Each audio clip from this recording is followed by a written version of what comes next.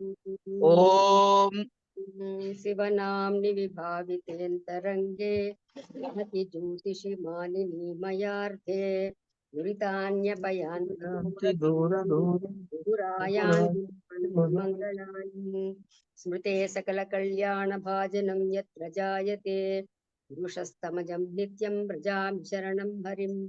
हरिः ओं। शन्नो मित्रः शं वरुणः शन्नो भवत्वर्यमा शन्न इन्द्रो बृहस्पतिः शन्नो विष्णुरुक्रमः। नमो ब्रह्मणे नमस्ते वायो त्वमेव प्रत्यक्षं ब्रह्मासि त्वमेव प्रत्यक्षं ब्रह्म वदिष्यामि ऋतं वदिष्यामि सत्यं वदिष्यामि तन्मामवतु तद्वक्तारमवतु अवतु माम् अवतु वक्तारम्। ओम शांति शांति शांतिः। सहनाववतु सहनौ भुनक्तु सह वीर्यं करवावहै तेजस्विनावधीतमस्तु मा विद्विषावहै। ओम शांति शांति शांतिः। यश्चन्दसां वृषभो विश्वरूपः छन्दोऽव्योजमृतात् सम्बभूव समेन्द्रो मेधया शृणोतु अमृतस्य देवधारणं भूयासं शरीरं मे विचर्षणं जिह्वा मे मधुमत्तमा कर्णाभ्यां भूरिविश्रुवं ब्रह्मणः कोशोषि मेधया पिहितः सुतं मे गोपाय। ओम शांति शांति शांतिः।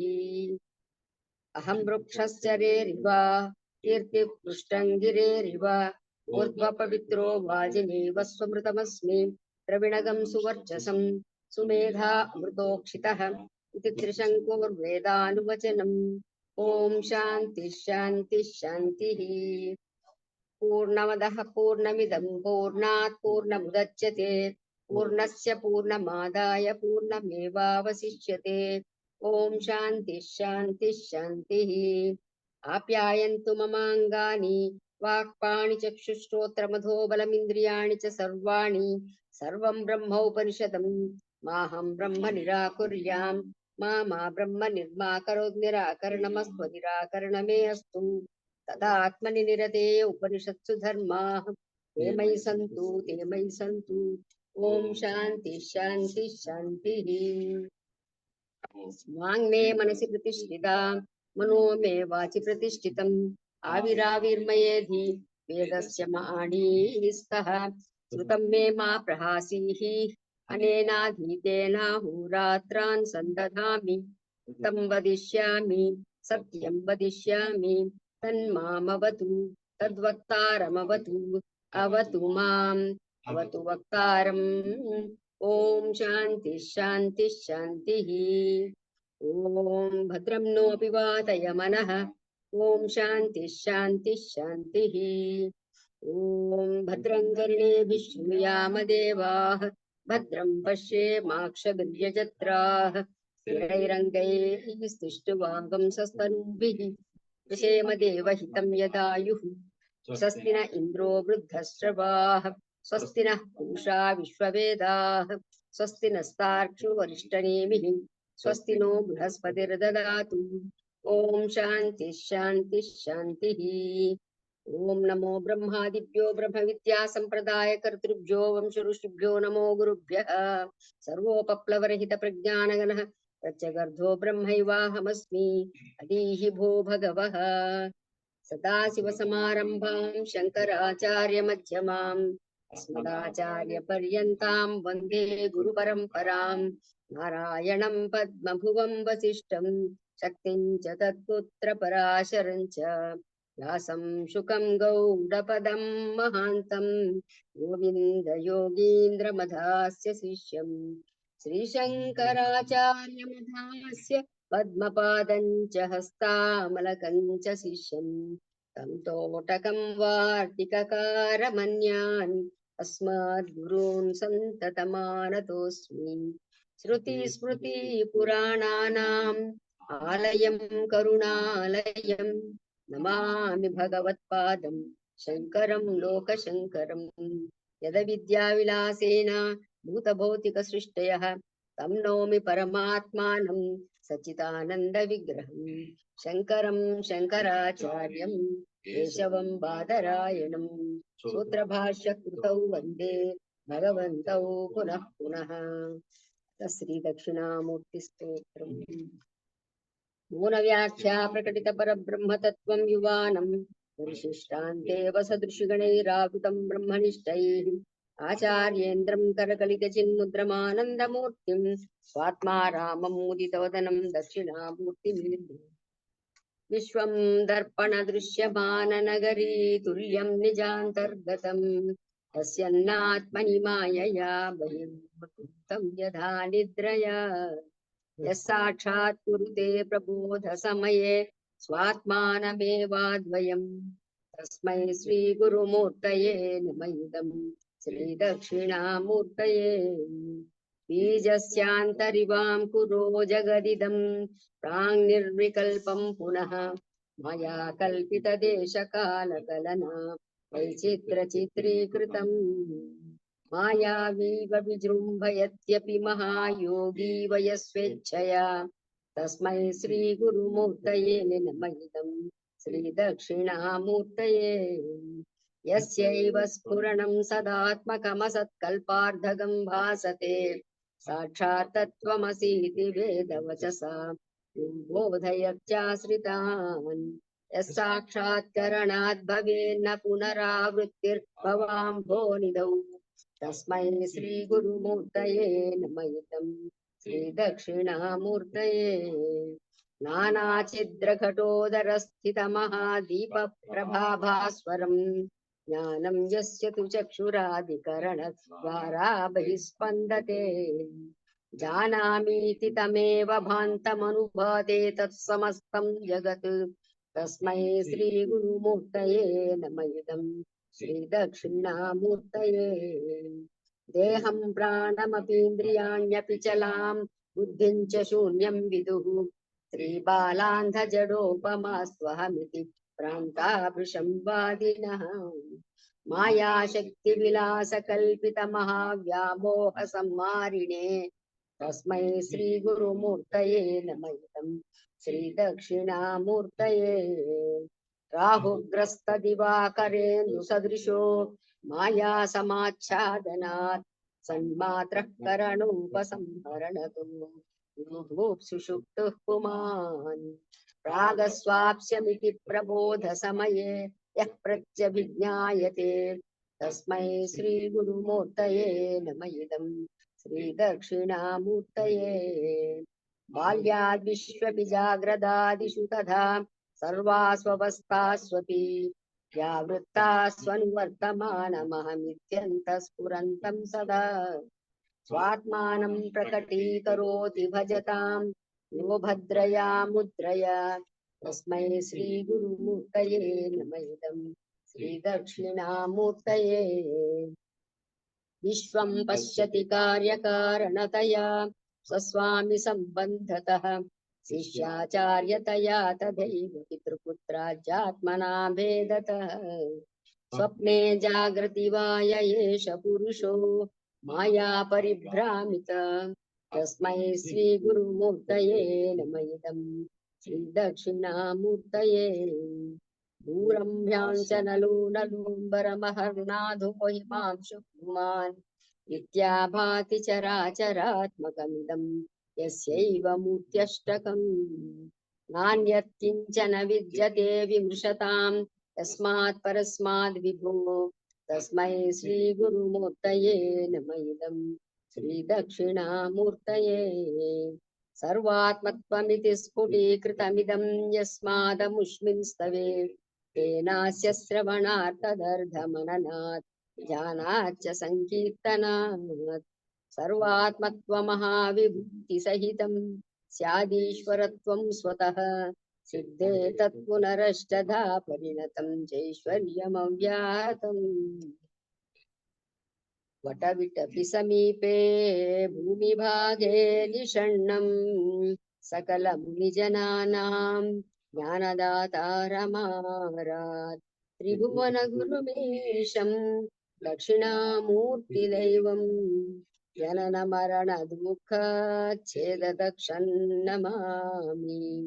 చిత్రం వటతరోర్మూలే వృద్ధా శిష్యా గురుర్వా యోస్తు మౌనం వ్యాఖ్యానం శిష్యాస్తు ఛిన్న సంశయః నిధయే సర్వ విద్యానాం విషజే భవరూపిణాం గురవే సర్వలోకానాం దక్షిణామూర్తయే నమః ఓం నమః ప్రణవార్థాయ శుద్ధ జ్ఞానైకమూర్తయే నిర్మలాయ ప్రశాంతాయ దక్షిణామూర్తయే నమః అంగుష్టతర్జనీ యోగ ముద్రా వ్యాజేన దేహినాం శృత్యర్థం బ్రహ్మజీవైక్యం దర్శయన్నోవతాచ్చివః సమం సర్వేషు భూతేషు తిష్టంతం పరమేశ్వరం మన్నాథం పరమాత్మానం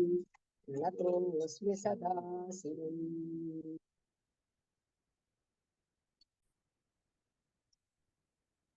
ప్రణతోస్మి సదాశివు.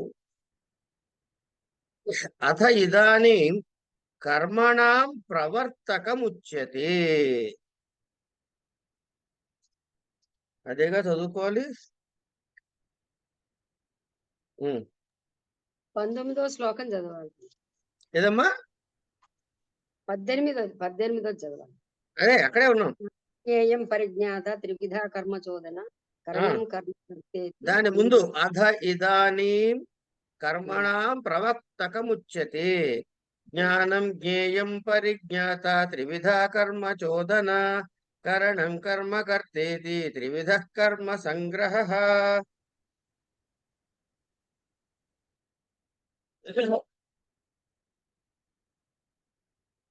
జ్ఞేయతే అనేన ఇతి సర్వ విషయం అవిశేషేణ ఉచ్యతే. జ్ఞానం జ్ఞేయతే అనేన ఇతి సర్వ విషయం అవిశేషేణ ఉచ్యతే. తథా జ్ఞేయం జ్ఞాతవ్యం తదపి సామాన్యేనైవ సర్వం ఉచ్యతే. తథా పరిజ్ఞాత ఉపాధిలక్షణః అవిద్యాకల్పితః భోక్తా ఇత్యేతత్రయం ఏషాం అవిశేషేణ సర్వకర్మణాం ప్రవర్తికా త్రివిధా త్రిప్రకారా కర్మచోదన జ్ఞానాదీనాం హి త్రయాణాం సన్నిపాతే స్థానోపాదాని ప్రయోజనః సర్వకర్మారంభః స్యాత్. తతః పంచభిః అధిష్టానాభిః ఆరబ్ధం వాంగ్మనః కాయాశ్రయ భేదేన త్రిధా రాశి. ఇది చదువుకున్నామా ఏమిటి?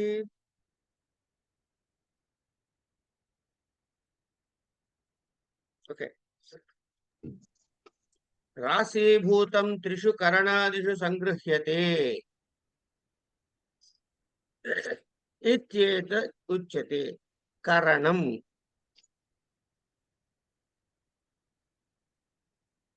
క్రియతే అనేనేతి కరణం. 17 కూడా చదివినట్టు లేవండి. చదివాం కదా. యస్య నాహంకృతో భావ నిన్న చదువుకున్నావు. ఓకే.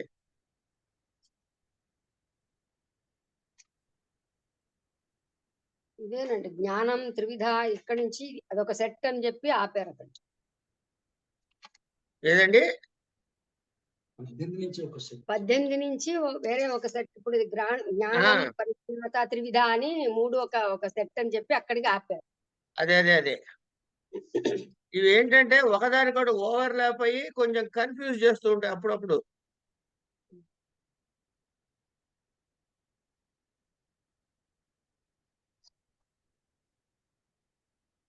సరే చదివాము. కృష్ణుడు మళ్ళీ చదవద్దన్నాడా? ఏమండి, కృష్ణుడు అలా అనలేగా పాపం. అరే మళ్ళీ ఎందుకు చదువుతున్నాను, కోపడలేగా మన్ని. సరే. జ్ఞానము జ్ఞేయము తెలుసుకోదగినది, పరిజ్ఞాత భోక్త అనే ఈ ముగ్గురు కూడా కర్మ ప్రవర్తక రూపమై 3 విధాలుగా ఉంటారు.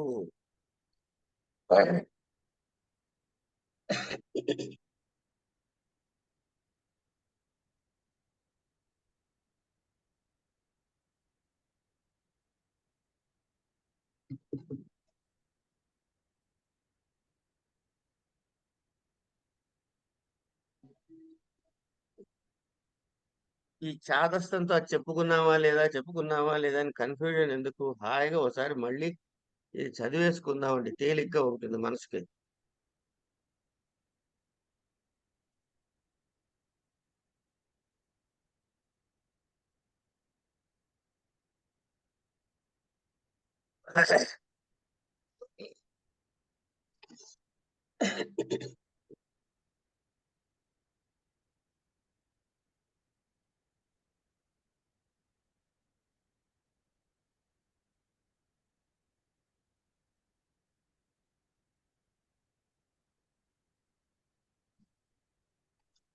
తదిదాनीं కర్మణాం ప్రవర్తకముచ్యతే. ఓకే. కర్మను ప్రవర్తింపజేసేది చెబుతున్నాడు. ప్రవర్తకాలేమిటో చెబుతున్నాడు. అవిశేషముగా సర్వ విషయకమైన జ్ఞానము. అవిశేషకము అంటే ప్రత్యేకంగా ఇగో దీని గురించి దాని గురించి అనుకోండి, జనరల్ అన్నమాట. అట్లే అంటే అలాగే సామాన్యముగా తెలుసుకోదగినటువంటి సర్వాన్ని కూడా, అలాగే ఈ ఈ శరీరం ఈ ఉపాధిగా ఏదైతే లక్షణంగా ఉందో ఏమిటది? అవిద్యతో కల్పించబడినటువంటిది. ఈ అవిద్యా కల్పితమైనటువంటి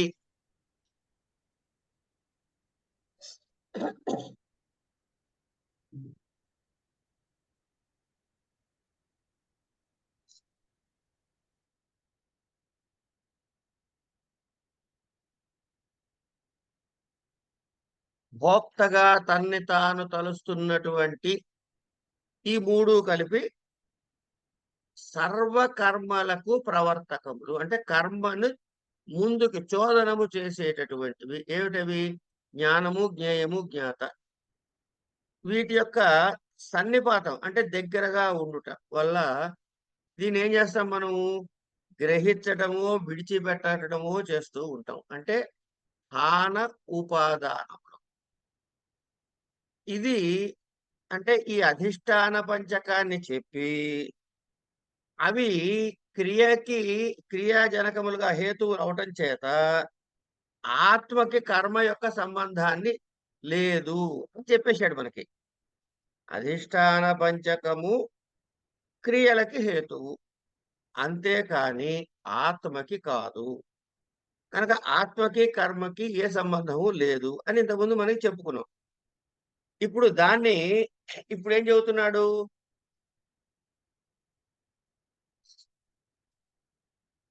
ఈ జ్ఞాన జ్ఞేయాది ప్రక్రియతో కదా జరుగుతుంది ఇదంతా. కనుక ఈ జ్ఞాన జ్ఞేయాది ప్రక్రియలకి ఏమిటి, దానిలో ఉండే మళ్ళీ మూడు భేదాలు, త్రైగుణ్య భేదాలు ఏమిటి అనే విషయాన్ని మనకి చెబుతున్నాడు. జ్ఞానం. జ్ఞానం అంటే జ్ఞానము అంటే ఏంటంటే ఒక విషయాన్ని మనకి తెలియజేసేటటువంటి ఒక క్రియ. అక్కడ ఏమన్నా ఉందా అంటే ఏమో నాకు తెలియదు అంటాడు. వెళ్ళి చూశాడు అనుకోండి, ఆ ఉందండి ఇక్కడ ఏదో పుస్తకం ఉంది అంటాడు. పుస్తకము ఉంది అని తెలుసుకునేటటువంటి పుస్తకం అనేది జ్ఞేయం. పుస్తకం అక్కడ ఉన్నది అని తెలియడం జ్ఞానం. ఎవరికి తెలిసింది? నాకు తెలిసింది. పరిజ్ఞాత. అంచేత జ్ఞానము ఒక విషయాన్ని ప్రకాశింపజేసే క్రియ అయితే, జ్ఞేయము అలా విషయ ప్రకాశకమైన క్రియ యొక్క కర్మ. అంటే కర్త, కర్మ, క్రియ ఈ మూడింటిని పట్టుకొస్తున్నాడు ఇక్కడికి. కర్త అన్నది కారకమే, కర్మ అన్నది కారకమే. దేంతోటి? ఈ క్రియతో అన్వయించి ఉంటాయి. కనుక పరిజ్ఞాత అనేది ఎవరు అంటే ఈ విషయాన్ని ప్రకాశకమైనటువంటి క్రియ ఏదైతే ఉందో ఇగో దానికి ఆశ్రయమైన వాడు. ఆశ్రయమైనటువంటి అంతఃకరణ. అంతఃకరణతోటి ఈ ఉపాధితో కల్పించబడినటువంటి నేను నేను అనుకునేటటువంటి భోక్త. ఎందుకు అనుకుంటున్నాడు అట్లా అంటే అజ్ఞానము. అట్లా ఈ జ్ఞాన, జ్ఞేయ, పరిజ్ఞాత ఈ మూడిటి రూపత్రయము కలిసి ఉండటం వల్ల తెలుసుకునేవాడు, తెలుసుకునేది, తెలుసుకునే లక్షణం. ఆ క్రియ తెలుసుకునేటటువంటి క్రియ. ఈ మూడు కలిసి ఉన్నప్పుడే అన్ని కర్మలలో ఇది మనం ఉంచుకుందామా? వదిలించుకుందామా? అంతే కదండీ! ఇప్పుడు నాకు అక్కడ పండుంది. తినాలనిపించొచ్చు. నాకక్కడ నాకు ఇష్టం లేని వస్తువుంది. పట్టించుకోవాలనిపించవచ్చు. ఇవెప్పుడు కలుగుతాయి? ముందు నేను కర్త ఉండాలి. అది తెలుసుకోవాలనే ఇక్కడ ఒక వస్తువుండాలి, కర్మ. ఈ ప్రయత్నం ఒకటుండాలి, క్రియ. ఈ 3 ఉంటేనే స్వీకరణకు గాని, తిరస్కరణకు గాని. స్థాన ఉపాదానాలకి ఆరంభము. అంచేత ఏమిటనమాట ఈ మూడే అంటే జ్ఞాన జ్ఞాతృ జ్ఞేయములు మూడే అన్ని కర్మలని ప్రవర్తకము అంటే ప్రవర్తింపజేసేవి. అంటే త్రివిధా కర్మ చోదన అని ఇంతకుముందు చెప్పుకున్నాంగా. ఈ చోదనం అనేటటువంటి అంటే ప్రవర్తకము అనేటటువంటిది క్రియా ప్రవర్తక వచనము అయిపోయింది. అలాగే కరణం. కరణం అంటే సాధకతమం కరణం. ఇక మనకి నెక్స్ట్ ఏం చెబుతున్నాడు అంటే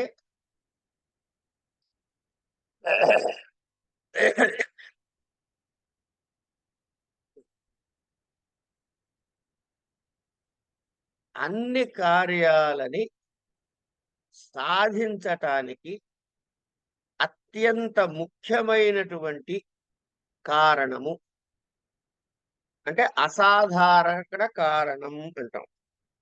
ఆ అసాధారణ కారణాన్నే కరణము అంటాం. ఇప్పుడు కుండ చెయ్యాలనుకోండి. చక్రం కారణమే. కర్ర కారణమే. అది చేసే కుమ్మరివాడు కారణమే. ఆ చేసే సమయము కారణమే. చేసే ప్రదేశము, దేశము కారణమే. ఇట్లా అనేక కారణాలున్నాయి. కానీ అన్నిటికన్నా ముఖ్యమైనదంటే మట్టి. ఆ మట్టి లేకపోతే ఇవన్నీ ఉండి వృధా. ఏదైతే ఆ కర్మలో సమగ్రముగా నిర్వహించుటకు అవసరమైన అత్యంత ఆవశ్యకమైన కారణం ఉందో దాన్ని కరణము అన్నారు. చేతిలో గొడ్డలుండాలి. కొట్టేందుకు వీడికి ఓపికుండాలి. మనిషి అక్కడుండాలి. ఆ సమయానికి అక్కడుండాలి. చెట్టు కొట్టాలని కోరిక కలగాలి. ఇవన్నీ కలిగినా సరే గొడ్డలు లేకపోతే కొట్టలేడు చెట్టుని. కనుక వృక్షఛేదనం అనే క్రియలో ఈ గొడ్డలి ఏదైతే ఉందో అది సాధకతమము. అందుకే పరశునా చినత్తి అని పరశువు చెప్పాడు. ఇట్లా ఈ సాధకతమమైనది కరణము. ఇది అత్యంత ముఖ్యమైనటువంటి కారణం అనమాట. ఇది ఎట్లా వస్తుంది? బాహ్యమైన శ్రోత్రేంద్రియాలు, అంతరమైన బుద్ధ్యాత్మకులతో కలిసి ఆ కర్మని కర్తకి అత్యంత ఈప్సితమై ఉండాలి. కొట్టాలి, చెట్టుని ఛేదించాల్సిందే అని వాడికి ఒక కోరిక కలగాలి ఫస్టు. కుండ చేయాల్సిందే కోరిక కలగాలి ఫస్టు. కనుక ఈప్సితతమమైనటువంటి కర్మని ఆ కర్త సాధించటానికి అత్యంత ముఖ్యమైన కారణమైనటువంటిది ఏదైతే ఉందో అది కరణము. ఇప్పుడు ఈ క్రియతో ఏం చేస్తాడు వీడు? అది ఆప్యమా అంటే పొందదగినదా? ఈ క్రియ ఎట్లాంటిదంటే ఆప్యము పొందదగినది. ఉత్పాద్యము సృష్టించదగినది, పుట్టించదగినది. కుండ ఉత్పాద్యము. ఇక్కడేదో పువ్వుంది అది తీసుకుందాం, పండుంది తిందాం అనుకున్నది. అది ఆప్యం. వికార్యము మార్పు చెందేది. సంస్కార్యము అని 4 విధాలుగా ఉంటుంది. ఏమిటి? క్రియ చేత పొందబడేది. క్రియ చేత సాధించేది ఏమిటి సాధిస్తావయ్యా అంటే, అదైతే ఆప్యమవుతుంది, లేకపోతే ఉత్పాద్యమవుతుంది, లేకపోతే వికార్యమవుతుంది, లేకపోతే సంస్కార్యమవుతుంది. కర్త అంటే ఈ కారణ ప్రయోజ్యమై అన్ని కారకాలని క్రియ చేత నిర్వహించేటటువంటి ఆ జీవుడు. అంటే చిత్, అచిత్, ఉన్నది చిత్తు, అచిత్ అయినటువంటి గ్రంథి ముళ్ళ రూపంలో ఉండేటటువంటి దాన్ని కర్మ సంగ్రహము అన్నారు. కర్మ అంటే వాటి యొక్క ఏకస్థం చేయడం, కర్మల యొక్క పోగు. సంగ్రహం అంటే పోగు. అంటే కర్మాశ్రయమును అని. కర్మ ఆశ్రయము. ఇలాంటి కర్మాశ్రయము, కరణము, కర్త, కర్మ అనే 3 విధాలుగా ఉండి, దానివల్ల మిగతా 3 కూడా ఏంటి? ఇది నాకు కావాలి, అతని కొరకు చేస్తున్నాము, దీని నుండి పొందుతున్నాము, దీని యందు ఉంది. ఇవన్నీ ఏమిటి? అపాదాన, సంప్రదాన, అధికరణ కారకాలు. అంటే అన్ని కారకాలు. ఈ సంప్రదాన కారకం గాని అంటే చతుర్థి విభక్తి అండి. అపాదాన కారకం పంచమి విభక్తి, అధిష్టాన కారకం సప్తమి విభక్తిలో చెప్పుకుంటాం. ఇవి ఈ కర్త, కర్మ, క్రియ అనే 3 అంతర్భాగములే అని అక్కడ దాకా చెప్పి, ఇవి దేనిలో అంతర్భవిస్తున్నాయి అంటే కర్తయందు ఉన్నది. అంతేగాని కూటస్థుడైనటువంటి ఆత్మతత్వమునకు వీటికి ఏ సంబంధము లేదు.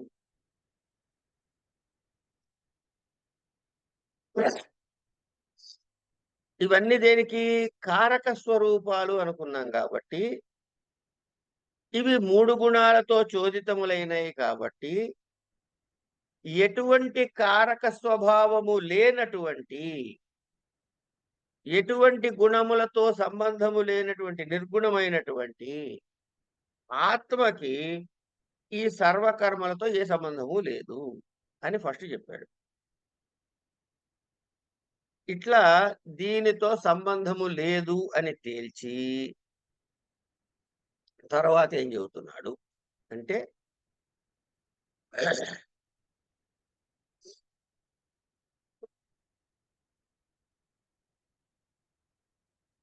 జ్ఞానం కర్మ చ కర్త చ అథ ఇదానీం క్రియాకారక ఫలానాం సర్వేషాం గుణాత్మకత్వాత్ సత్వరజస్తమో గుణభేదః త్రివిధ భేదః వక్తవ్యః ఇది ఆరభ్యతే. జ్ఞానం కర్మ చ కర్త చ త్రిధైవ గుణభేదతః ప్రోచ్యతే గుణసాంఖ్యేనే యథావత్ శృణుతాన్యపి. యథావత్ శృణుతాన్ అపి. జ్ఞానం కర్మ చ కర్మ క్రియా న కారకం పారిభాషికం ఈప్సితతమం కర్మ కర్త చ నిర్వర్తక క్రియాణం త్రిధైవ అవధారణం గుణ వ్యతిరిక్త జ్ఞాత్వంతరాభావ ప్రదర్శనార్థం గుణభేదతః సత్వాదిభేదేన ఇత్యర్థః ప్రోచ్యతే కథ్యతే గుణ సంఖ్యేనే కాపిలే శాస్త్రే. గుణ సాంఖ్యానే కాపిలే శాస్త్రే అంటే సాంఖ్యమతంలో.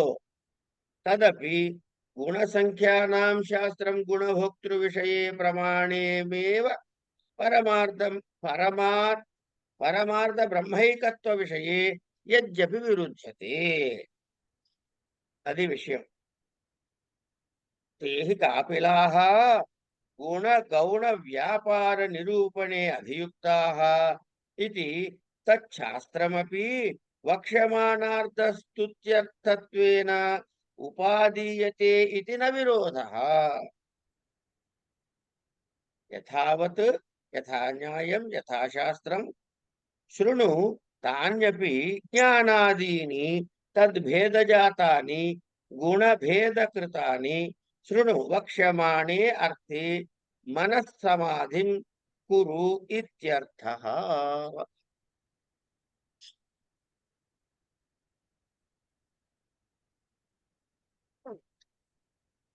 జ్ఞానం కర్మ చ కర్త చ త్రిధైవ గుణభేదతః రోచతే గుణ సాంఖ్యేనే యథావచ్ఛృణుతాన్యపి. ఇప్పుడు సమస్తమైనటువంటి అంటే క్రియాకారక ఫలములు ఏంటవుతాయి అప్పుడు? గుణాత్మకములు. ఏం గుణాలు అవి? సత్వరజస్తమో గుణాలు. కనుక సమస్త క్రియలు కారకములు కూడా, కారకముల ఫలములు కూడా గుణాత్మకములు కనుక అవి సత్వ రజస్తమో గుణ భేదాలని అనుసరించి 3 విధాలుగా చెప్పుకోవాలి. ఆ 3 విధాలు ఏమిటి అంటే, ఇప్పుడు జ్ఞానము, జ్ఞేయము, జ్ఞాతృ రూపమైనటువంటి ఒక మూడిటి సంపుటి మన దగ్గర ఉంది. జ్ఞాన, జ్ఞేయ, జ్ఞాతృ రూపమైనటువంటి ఒక త్రిపుటి సంపుటి మన దగ్గర ఉంది. కరణ, కర్మ, కర్త రూపమైన త్రిపుటి రెండోది ఉంది. అంటే జ్ఞానము, జ్ఞేయము, జ్ఞాతృ అనే 3, కరణ, కర్మ, కర్తృ అనే 3, ఇవి 2 ఉన్నాయి. ఈ రెండు ఈ త్రికములు అందాం. 2 త్రికాలు కూడా త్రిగుణాత్మకములు. ఎట్లా? ఆ త్రికద్వయము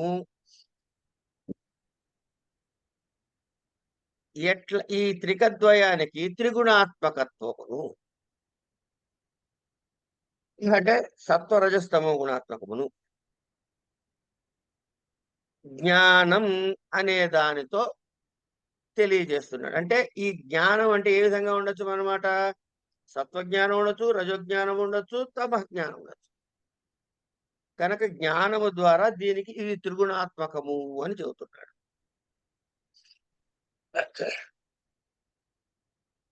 జ్ఞానం అంటే ఏమన్నాడు? సర్వ పదార్థ విషయకమైనటువంటి బోధ. ఇక్కడికి ఈ త్రివిధమైన కర్మ సంగ్రహ అని కర్మ గురించి చెప్పాడు. ఇప్పుడు ఏం చెప్తున్నాడు మనకి? ఈ కర్తకి పొందదగినటువంటి క్రియా విషయకమైనటువంటిది కానీ దానిని మనం ద్వితీయాంతముగా అంటే ద్వితీయ విభక్తులు చెప్తున్నా దీన్ని కర్మ అన్నాం. ఈ కరణము, కర్మ, కారకము ఒకదానితో ఒకటి అంతర్భవించి ఉన్నాయ్యా. కారకత్వం దేని నుంచి వస్తుంది? క్రియ సంబంధించినది అవుతుంది. క్రియా జనకం కావచ్చు, లేదా క్రియ అన్వయమైన కావచ్చు. ఈ కర్త క్రియని నిర్వహించేవాడు. గొడ్డలతో కొట్టాలంటే ఆ చేసేవాడు కొట్టేవాడు కర్తేగా. కనుక ఇక్కడ జ్ఞాతని తీసుకుందాం. కర్త, క్రియతో అనే కర్త అనేవాడు క్రియ ఉపాధికుడై వేరుగా ఉన్నాడు అని చెప్పడానికి కుదరదు. గుణ సంఖ్యాని గుణా సమ్యక్ ఖ్యాయంతే అస్మిన్ ఇది గుణ సంఖ్యాని అని వ్యుత్పత్తి చెప్పారు. దేనియందు సత్వ రజస్తమో గుణములు బాగా చెప్పబడతాయో ఇగో దానిని గుణ సంఖ్యానము అంటారు అన్నాడు. ఇది ఎవరు చెప్పారట? కాపిల మతము అన్నాడు. అంటే సాంఖ్యయోగము అని ఇక్కడ ఇంకో మాట వాడతారండి వారు. సత్వరజస్తమో గుణాల భేదము వలన జ్ఞానము, క్రియ, కర్త అని 3 విధాలుగా చెప్పబడుతున్నది ఏదైతే ఉందో ఇది మనం ఆ సాంఖ్య శాస్త్రం నుంచి నేర్చుకోవచ్చు. అంటే ఇప్పుడు వెంటనే మనం ఏమంటాము? శంకరుల వారు సాంఖ్య మతాన్ని, సాంఖ్య దర్శనాన్ని కూడా అంగీకరించారు అనాలిగా. కానీ సాంఖ్యంలో ఏం చెప్పారు? పురుష బహుళత్వాన్ని చెప్పారు. మనమేం చెప్పుకుంటున్నాము? ఆత్మ సర్వవ్యాపకమైన ఒక్కటే అని చెప్తున్నాం. మరి ఇక్కడ గొడవ ఉందిగా. వీళ్ళిద్దరికి 2 డైరెక్ట్ భిన్నమైన అభిప్రాయాలు ఉన్నవాళ్లేగా. కనుక దానికి వెంటనే చెప్తున్నాడు ఆయన. కర్త కర్మ క్రియా కర్త జ్ఞానము ఈ 3 విధాలైనవి చెప్పి ఎక్కడి నుంచి తీసుకున్నాడు? కాపిల మతమందు అని చెప్పి కాపిల మతాన్ని ఆశ్రయిస్తూ చెబుతూ విచారింపగా అంటే చూడగా కాపిల శాస్త్రం పరమార్థ బ్రహ్మాత్మైకత్వ విషయమునందు ప్రమాణము కాదు అని తెలిసి చెప్పేశారు.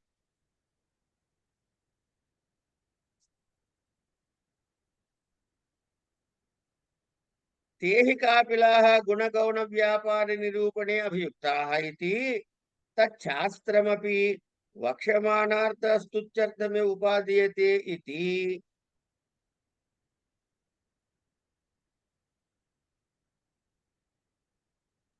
దానికి ముందు ఉన్నది. తదపి పరమార్థం. గుణసంఖ్యానం శాస్త్రం గుణభోక్తృవిషయే ప్రమాణమేవ పరమార్థం బ్రహ్మైక విషయే యద్యపి విరుధ్యతే. అది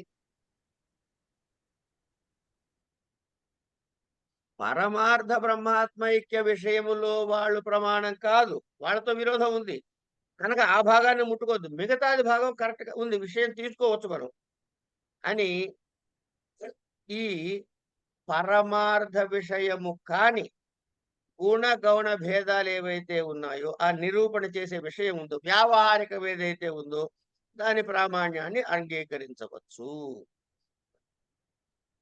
అని కాపిల మతములో చెప్పబడుతున్నదని ఇక్కడ చెప్పారు. ఏంట్రా నాయన పొద్దున్న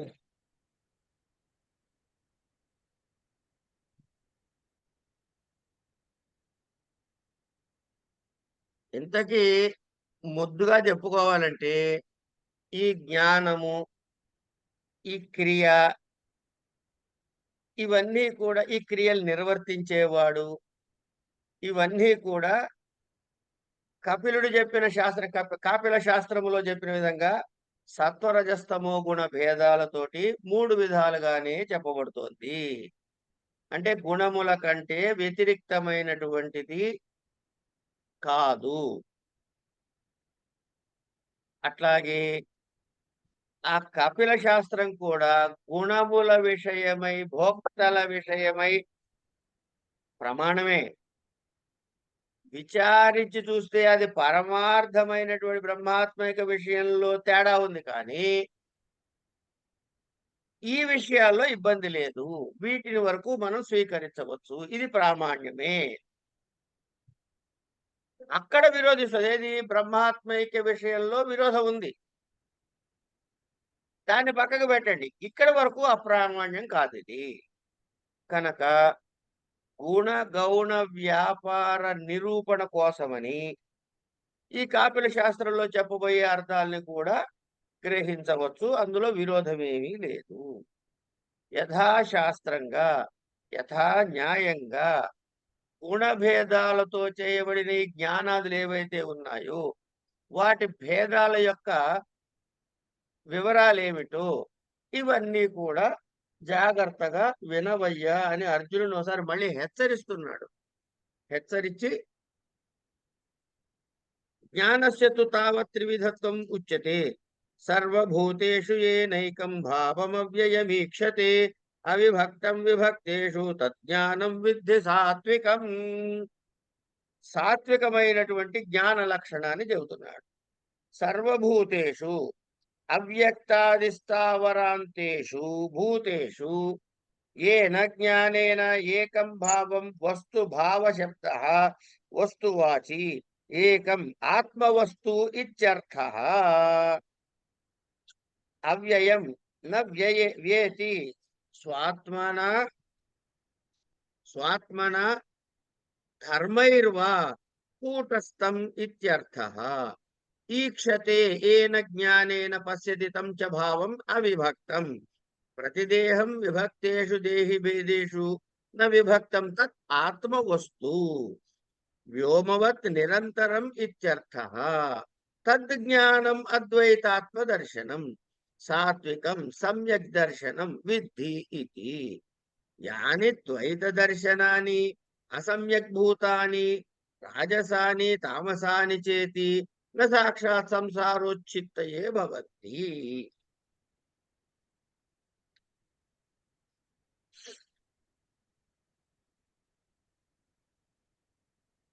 గత అధ్యాయంలో ఆహారము, దానము, యజ్ఞము, తపస్సు గురించి చేశారు. దాని కంటిన్యూషన్ ఇది జ్ఞానం చెప్తున్నారు. జ్ఞానం గురించి చెబుతున్నాడు.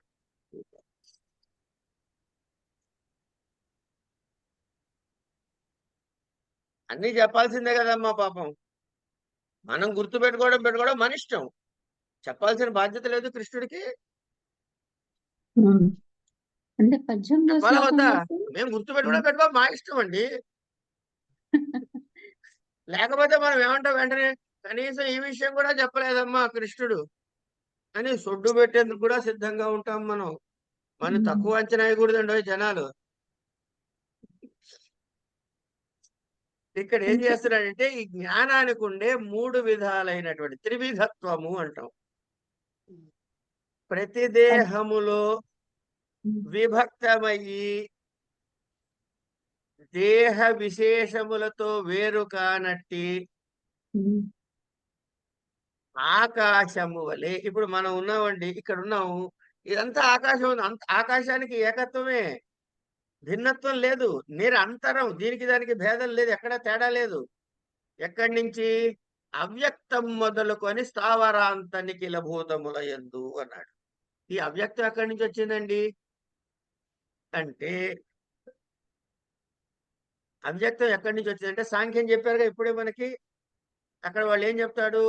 వ్యక్త అవ్యక్త యొక్క జ్ఞానమే కైవల్యము అంటాడు. మోక్షం అంటండి కైవల్యం అంటాడు. కేవలత్వము అంటే దీని నుంచి సపరేట్ అవటము. మూల ప్రకృతిని అవ్యక్తము అంటాడు. కాపిలంలో మూల ప్రకృతిని, ఎక్కడైతే త్రిగుణములు సమస్థితిలో ఉంటాయో ఆ స్థితి అవ్యక్తం. ఎప్పుడైతే ఈ త్రిగుణముల యొక్క వ్యత్యస్తం ఏర్పడుతుందో ఇప్పుడు సృష్టి ప్రారంభమవుతూ అక్కడి నుంచి బుద్ధి మొదలవుతుంది. దాన్నే మహత్ అంటాడు. అవ్యక్తం నుంచి మహత్. అవ్యక్తాన్ మహత మహతో అని మొదలెడతారుగా ఇంక వరుసగా. ఆ అవ్యక్తం దగ్గర ఉన్నాం. అక్కడి నుంచి స్థావరాంతేషు సమస్తమైనటువంటి ఈ సృష్టి అంతటికి నిఖిల భూతముల యందు ఒక్కటే అయినటువంటి, అట్లాగే స్వరూపము చేత గాని ధర్మముల చేత గాని నశించనటువంటి ఎవరు? ఈ కూటస్థుడి యొక్క నిత్యమైన ఆత్మ వస్తువు భిన్నముగా కాదు, ఒకటిగా, నాశనము లేనటువంటి కూటస్థుడు నిత్యమైనటువంటి ఆత్మ వస్తువుగా ఏ జ్ఞానం చేత చూస్తాడో, ఎవరు ఏ జ్ఞానము చేత చూస్తాడో, ఇగో ఆ జ్ఞానానికి సాత్విక జ్ఞానము అన్నాడు. సాత్విక జ్ఞానం అంటే ఈజ్ ఈక్వల్ టు ఏమిటయ్యా అంటే సమ్యక్ దర్శనము. అంటే అన్నిటి యందు ఉన్నది ఒకటే అనే తెలుసుకునే జ్ఞానము. తర్వాత నేను ఒక ఇన్స్ట్రుమెంట్ అనే ధ్యాసలో కూడా ఉంటాడు కదండి. ఏం చేస్తున్నాను అనేది కాకుండా అలా ముందుకు సాగుతాం. 18వ శ్లోకం వరకు మళ్ళీ అనండి నాకు అర్థం కాలే. నేను అనే ధ్యాస లేకుండా నేను ఒక ఇన్స్ట్రుమెంట్ ని అనే ధ్యాసలో ముందుకు వెళ్తున్న ఒక జ్ఞాని, అంతేనండి. 18వ శ్లోకం వరకు అదే కదా, జ్ఞానం గేయం పరిజ్ఞాత త్రివిధ కర్మ శోధన కరణం కర్మ కర్తేతి త్రివిధ కర్మ సంగ్రహ. అంటే ఆ స్టేజ్ లో ఉన్న మనిషికి మళ్ళీ నెక్స్ట్ స్టెప్ వెళ్ళటానికి ఇవి ఇంకా సహకరిస్తాయి, ఈ గుణాలు కూడా. అది తప్ప గుణాలు సహకరిస్తాయా వ్యతిరేకిస్తాయా మాట్లాడట్లే. ఈ జ్ఞానము అనే ఒక పాయింట్ పట్టుకోండి. జ్ఞానము అనే ఒక అంశాన్ని తీసుకుంటే ఈ జ్ఞానానికి కూడా 3 అంశాలు ఉన్నాయి, 3 గుణాలు ఉంటాయి. సత్వగుణం కావచ్చు జ్ఞానము, సత్వజ్ఞానం కావచ్చు, రజోజ్ఞానం కావచ్చు, తమో జ్ఞానం కూడా కావచ్చు. కనుక సత్వజ్ఞానం అంటే ఏమిటి, రజోజ్ఞానం అంటే ఏమిటి, తమో జ్ఞానం అంటే ఏమిటి అని వాటిని డిఫైన్ చేస్తున్నాడు. ఈ శ్లోకంలో కేవలము సత్వజ్ఞానము యొక్క డెఫినిషన్ చెబుతున్నాడు. సరేనమ్మా? ఉమ్, ఓకే. ఏమని చెప్పాడు డెఫినిషను అంటే, అన్ని దేహముల యందు ఉన్నట్టు ఉండి, అంటే దేహ విశేషములు, మీ దేహం వేరు, ఆయన దేహం వేరు, వీళ్ళ దేహం వేరు, నా దేహం వేరు, ఇట్లా అన్ని దేహ విశేషాలు. విశేషము అంటే క్వాలిఫైడ్ అని. అంటే దానికి ఇది కూడా ఉంటుంది. నల్లగా ఉన్నాడు, తెల్లగా ఉన్నాడు, పొడుకొని ఉన్నాయి కదా, ఇవి విశేషాలు. అదేం లేవు. వేరు కానటువంటి ఆకాశము వలె అన్ఇంటరప్టెడ్, నిరంతరమైనటువంటిది. అవ్యక్తం మొదలుకొని స్థావరాంతం వరకు ఉన్న అన్నిట్లో ఉన్నది ఒకటే. అంటే స్వస్వరూపము చేత గాని, తన రూపము చేత గాని, తన ధర్మముల చేత గాని నాశనము పొందనటువంటి కూటస్థుడైన ఆ లోపల ఉన్న చైతన్యం ఏదైతే ఉందో అది నిత్యమైన చైతన్యము. ఇదే ఆత్మ వస్తువు. ఇది నిరంతరమైనది, ఒక్కటే అనే జ్ఞానము చేత చూస్తాడు. ఉమ్, ఇక్కడ జ్ఞానం గురించి మాట్లాడుకుంటాం చూడండి. ఆ జ్ఞానాన్ని సాత్విక జ్ఞానము అంటాం. అంటే సాత్విక జ్ఞానము అంటే ఏమిటి అంటే సమ్యక్ దర్శనము, ఉమ్. అంతా ఒకటిగా దర్శించగలగటము. అది అంటే తర్వాత అద్వైత దర్శనము. ఉమ్, రెండవ దానిగా చూడకపోవడం, నిరంతరము కదా, కనుక రెండవ దానిగా చూడకపోవటము అద్వైత దర్శనము. ఈ రాజసాలు తామసాలు ఉన్నాయి, ఏవైతే ఉన్నాయో అవి ద్వైత విజ్ఞానములు కనుక అవి మంచివి కాదు. అవి ఏం చేస్తాయి అంటే సంసార విచ్ఛిత్తికి. అంటే జ్ఞానమునకు, కర్మకి, కర్తకి కూడా ఉమ్, ప్రతి దానికి కూడా 3 రకాలైన ఇది ఉంటాయ్యా అని అందులో అద్వైతవాదులకు సాత్విక జ్ఞానము సర్వభూతేషు అనే శ్లోకంలో చెప్పాడు. సర్వభూతేషు అంటే అన్ని భూతాలు బీజ, సూక్ష్మ, స్థూల రూపములు 3. ఉమ్, ఒక మర్రి విత్తనంలో ఉన్నాం, అందులో చెట్టు ఉందా లేదా? ఉమ్, ఇట్లా బీజ, సూక్ష్మ, స్థూల రూపాలు సమష్టిగా అని గాని, వ్యష్టిగా అని గాని, విస్తరించి గాని, విస్తరించక గాని, మనం చదువుకుంటాం కదా, హిరణ్య గర్భుడు, విరాట్ స్వరూపము, తర్వాత ఏమన్నా ప్రాజ్ఞుడు అని చెప్పుకుంటాం కదా. ఉమ్, ఇవన్నిటి యందు, అందుకే ఇక్కడ సర్వభూతేషు అన్నాడు. ఉమ్, అంటే తన స్వరూపము చేత గాని, తన ధర్మము చేత గాని, ఏమండి, వీటన్నిటి ద్వారా కూడా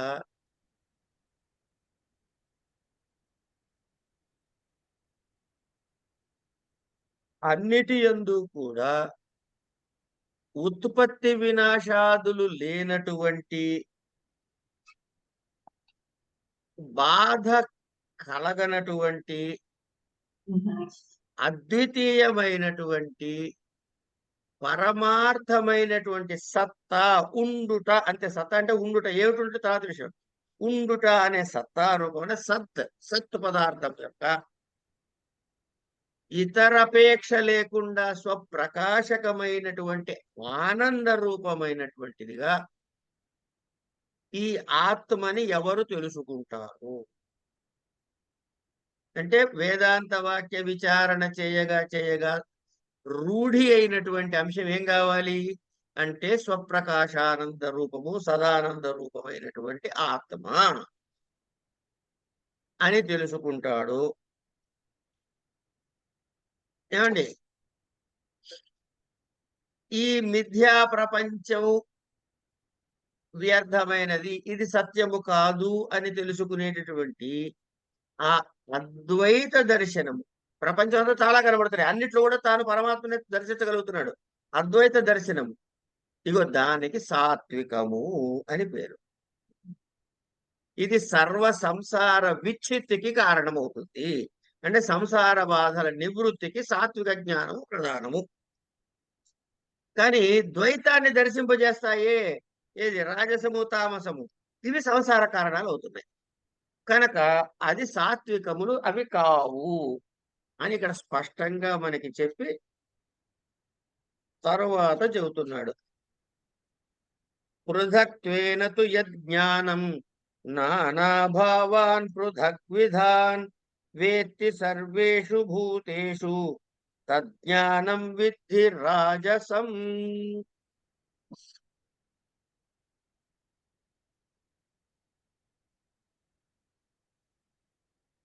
పృథక్త్వేన తు భేదేన, ప్రతి శరీరం అన్యత్వేన యత్ జ్ఞానం నానాభావాన్ భిన్నాన్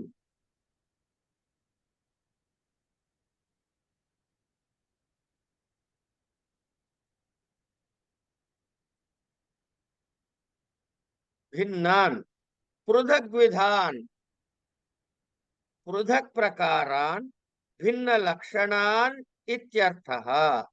వేత్తి జానాతి తద్ జ్ఞానం సర్వేషు భూతేషు జ్ఞానస్య కర్తృత్వ సంభవాత్ ఏన జ్ఞానేన వేత్తి ఇత్యన్వయః. తత్ జ్ఞానం విద్ధి రాజసం రజో నిర్వృత్తితం అని ఇక్కడ రాజస జ్ఞానాన్ని గురించి చెప్పాడు.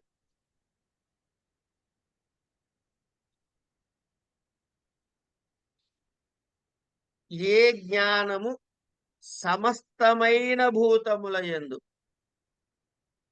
నానాభావాలను అంటే అనేక ఆత్మలను, అంటే ప్రతి దేహమునందు వేరువేరుగా ఆత్మ పదార్థము భిన్నమైనది అనే లక్షణాలు కలిగిన వాటిగా కలిగిన జ్ఞానముగా ఎవడైతే తెలుసుకుంటాడో, ఇదిగో ఆ జ్ఞానాన్ని రాజస జ్ఞానము అన్నాడు. అంటే వీడు ఏం చేశాడు ఇక్కడ, అక్కడేమో సమస్తమైనటువంటి సర్వభూతేషు అన్ని భూతముల యందు సమస్తమునందు కూడా ఉన్నది ఒకటే ఆత్మతత్వం అని చెప్పాడు. అది సాత్విక జ్ఞానం అన్నాడు. ఇక్కడేమంటున్నాడు, పృథక్ పృథక్. ఈ రాజజ్ఞానము సాత్విక జ్ఞానము కంటే భిన్నమైనది. ఎట్లా, వేరువేరుగా ఉన్న దేహాలయందు దేహ భేదముల వలన వేరువేరుగా ఆత్మలను ఎందుకుట, ఏమండి మీకు ఇప్పుడు నేను మంచి స్వీట్ తింటాను, నేను తినలేను ఎందుకంటే నాకు షుగర్ ఉంది. ఓ లేనివాడు తింటాడు, వాడికి ఆ స్వీట్ తింటే సుఖం కలుగుతుందా, ఏం కలుగుతుంది, సుఖమే కలుగుతుంది. కానీ అదే స్వీట్ని షుగర్ ఉన్న నేను తింటే నష్టం కలుగుతుంది. కనుక అందులో ఉన్న కూటస్థుడైన వాడికి కలిగే సుఖము భావము వీడికి అదే భావం కలగట్లే, వీడికి దుఃఖ భావం కలుగుతోంది. కనుక ఈ రెండు పరస్పరంగా విలక్షణంగా ఉన్న భావాలు. కనుక వీళ్ళు వేరు వేరు అనేటటువంటి జ్ఞానం ఉన్నది, దాన్ని రాజసం అన్నాడు. అంటే ఇక్కడ ద్వైతాన్ని ప్రతిపాదించాడు, అంటే పురుష బహుళత్వాన్ని సాధించాడు. పురుష బహుళత్వం అంటే కాపిలలో చెప్పింది, ఇందాక చెప్పాడు కదా, కాపిలలో ఇగో ఈ పరమార్థత ఈ భేదాన్ని ఒప్పుకోం కానీ అది విరుద్ధం అయినప్పటికీ అన్నాడే, ఇగో ఆ అయినప్పటికీ దగ్గరికి రాజసం వచ్చింది. ఏమండి, కనుక ఆత్మలకి పరస్పర భేదాన్ని పరస్పర భిన్నత్వాన్ని, అంటే జీవాత్మ వేరు, ఈ జీవుడు అనే ఆత్మతత్వం వేరు, ఈశ్వరుడు అనే ఆత్మతత్వము భిన్నము. ఇక్కడ గమనించాలండి, మీకు సాంఖ్యంలో చూసినట్లయితే మరి ఇక్కడ ఈశ్వరుడు లేడు కదండి, దాన్ని నిరీశ్వర సాంఖ్యం అంటారు కదండి అని అంటే, దాని మీద చాలా పెద్ద పెద్ద వాళ్ళు చాలా చాలా చర్చలు చేశారు, దాని జోలికి మనం పోవద్దు. కానీ ఆ నిరీశ్వరవాదాన్ని తర్వాత ప్రవేశపెట్టారని రకరకాలు చెబుతారు, వాటి గురించి మనకు తెలియదు. తెలియని వాడి గురించి మనం చర్చ చేయకూడదు. కాకపోతే ఇంకో విధంగా చెప్పుకోవచ్చు, ఈశ్వరుని తెచ్చుకోవచ్చు. మనం ఎక్కడి నుంచి తెచ్చుకోవచ్చు అంటే సాంఖ్యమును యోగమును కలిపి చెబుతారు. ఇది నిరీశ్వరము, ఈశ్వరుడు లేడనే అందనుకుందాం సాంఖ్య మొదటి నుంచి కూడా. అవునో కాదో చర్చ మనకొద్దు. కానీ యోగ దర్శనం ఏం చేసింది? సాంఖ్యంలో చెప్పిన యథాతథంగా స్వీకరించి ఈశ్వరుడు కూడా ఉంది అని ఈశ్వరుణ్ణి తీసుకొచ్చి ఏకత్వాన్ని ప్రతిపాదించింది ఈశ్వరుడికి. ఇక్కడ అంటే ఇప్పుడు ఏమైంది? జీవాత్మ వేరు, ఎందుకంటే వీడి సుఖం వాడికి రాదు, వాడి సుఖం వీడికి రాదు, వీడి దుఃఖం వాడికి పోదు, వాడి దుఃఖం వీడికి పోదు, కాబట్టి ఇవి భిన్నములు. కనుక జీవాత్మ ఈశ్వరుడు కంటే భిన్నుడు. అలాంటి జీవులందరూ ఈశ్వరుడు కంటే భిన్నుడు అనే ఈ ఉపాధి భేదకమైనటువంటి ఏం చెబుతున్నారు? ఆత్మలకి పరస్పర భేదం ఉంది. ఒకటి ఏముందండి? పరస్పర భేదం. ఈ ఆత్మ, మీ ఆత్మ వేరు, నా ఆత్మ వేరు అనమాట. ఆ, పరస్పర భిన్నములైన జీవాత్మ ఈశ్వరుడి కంటే భిన్నాలు. మీకు ఒక ఆత్మ ఉంది, నాకు ఒక ఆత్మ ఉంది. నెంబర్ 1. ఈ భిన్నమైన మీ జీవాత్మ, మా జీవాత్మ ఈశ్వరుడి కంటే తేడావాడు. 2. ఏమండి? అలాంటి జీవుల కంటే ఈశ్వరుడి కంటే అచేతన వర్గము అంటే ఈ జడ పదార్థాలు ఉన్నాయే, ఇవి మళ్ళీ పరస్పరంగా భిన్నములు. 3 అని ఇవి ఏక ఉపాధికములు కాదు అని చెప్పటానికి ఏం చెప్తున్నాడు అంటే వీటిని అనౌపాధిక భేద పంచకము అంటారు. అనౌపాధిక భేద పంచకము ఏమిటా? దాని తాత్పర్యం ఏమిటి అంటే పరమార్థత జీవునికి జీవాత్మ పరమాత్మలు ఒకటే, ఇవి 2 కాదు. నద్వైతం, అద్వైతము అని చెప్తున్నారు. అది కాదని ద్వైతం అని ఖాయం చేయడానికి ఈశ్వర జీవాత్మల యొక్క డిఫరెన్సులు 5 రకాలుగా చెప్పారు వాళ్ళు. దీన్ని కుతర్కము అంటాడు శంకరుడు. అందుకనే సాధన పంచకులు కుతర్కం చేయొద్దంటాడు ఆయన.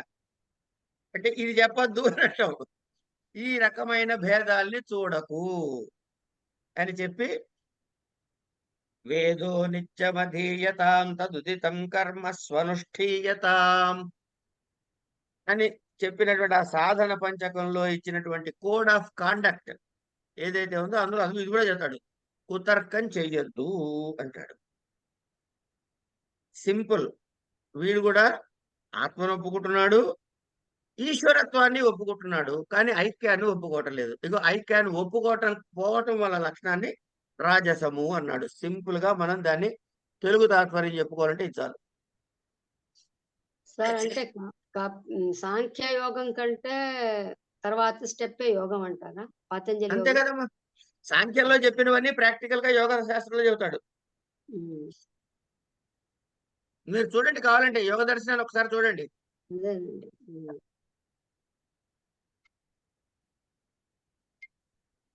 అంటే సాంఖ్యం కంటే యోగమే అద్వైతానికి దగ్గరగా ఉందన్నాను, అంతే కదండి?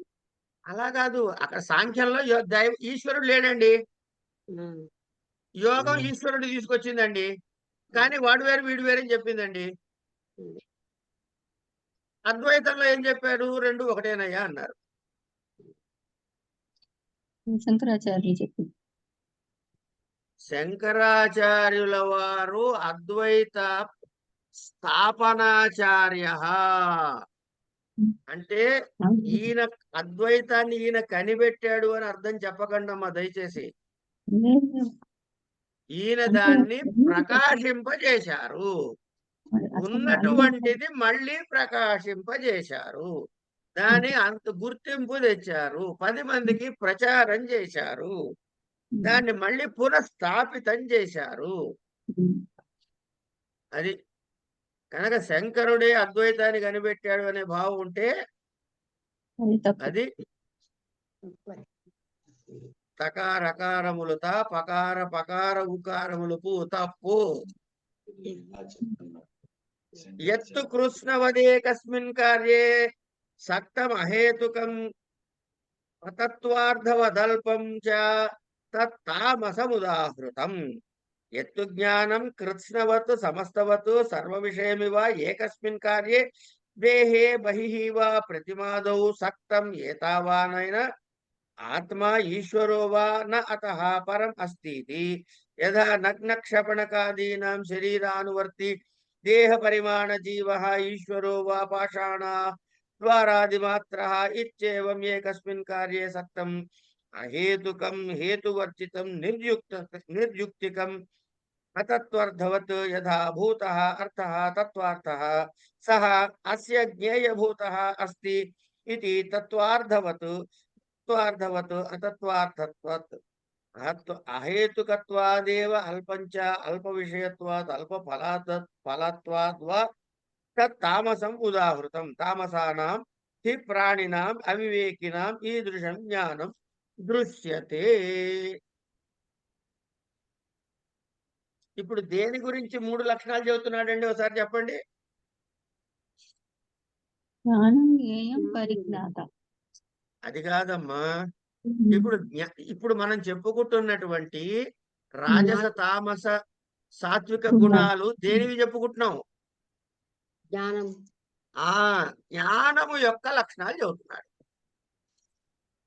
జ్ఞానములో ఉండేటటువంటి జ్ఞానము ఏది? సత్వజ్ఞానం అని దేన్ని అనాలి, రాజస జ్ఞానం అని దేన్ని అనాలి, తామస జ్ఞానం అని దేన్ని అనాలి? ఏమండి? ఎత్తు అదేకస్మిన్ కార్యే సక్తం అహేతుకం. ఏ జ్ఞానము సర్వ విషయముల కలదిలాగా ఒకటైన కార్యమైన దేహమునందు కాని వెలుపల గాని ప్రతిమాదులయందు గాని తగులుకొన్నదై ఎటువంటి హేతువు లేనటువంటిదై అహేతుకం అంటే హేతువర్జితమై అహేతుకం హేతువు లేనిదై అతత్వార్థవత్ అంటే యథాభూతమైన జ్ఞేయ వస్తువు కలది కానట్టిదై అల్పంచ అల్పమైనదో ఆ జ్ఞానం ఏదైతే ఉందో దాన్ని తామస జ్ఞానము అని చెబుతున్నారయ్యా అని చెబుతున్నాడు. అంటే ఈ జీవుల యొక్క అనేకమైన కార్యాలు ఈ కార్యమైన దేహమునందు గాని ప్రతిమాదుల యందు గాని అంటే ఇతర భూతముల కార్యములందు గాని ఆత్మత్వం అనేది లేకుండానే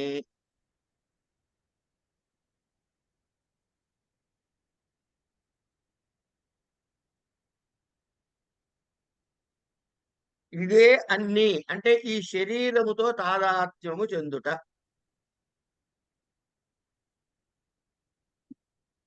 పరమాత్మ ఆత్మ అన్నది దేహము ఎంతుందో అదే ఆత్మ, దానికి అవయవాలు ఉన్నాయి. అంటే ఏంటి? చార్వాకుల మతము. ఎవడంటాడు కదా, రుణం కృత్వ ఘృతం పిబేత్ అంటారట. అప్పు చేశానని నెయ్యి తాగంటే అనుభవించు, ఆనందపడు, జీవితాన్ని ఆనందించు. ఇక్కడ చచ్చాక ఏం సాధిస్తో నీకు తెలీదు, నాకు తెలీదు. ఉన్నప్పుడు బతుకున్నప్పుడే అన్ని అప్పు చేస్తావా, చేయి కావాలంటే, కానీ హాయిగా ఆనందంగా ఉండు అని చెబుతాడట. అంచేత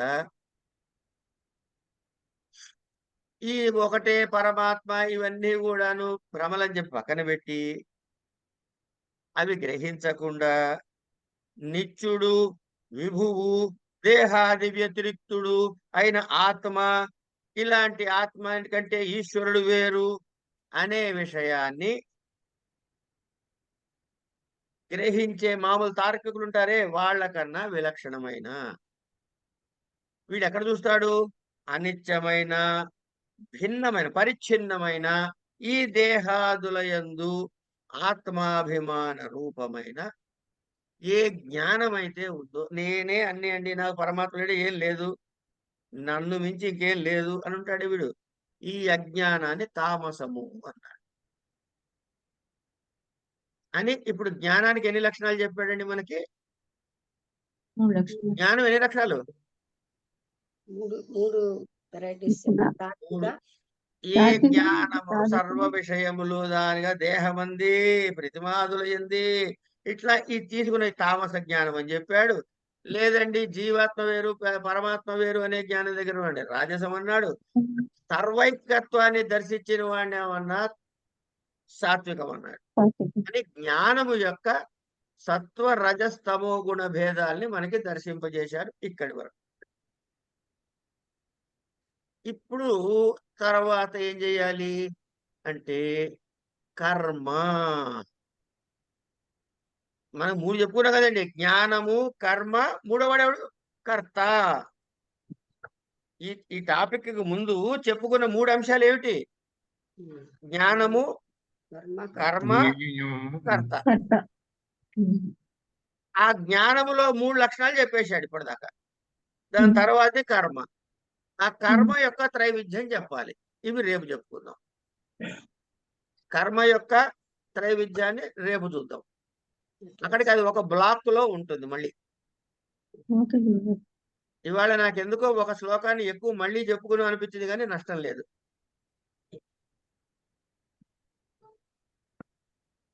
సరే, శుభం అండి. రేపు కలుద్దాం. అంటే రేపు అనగా సోమవారమేగా.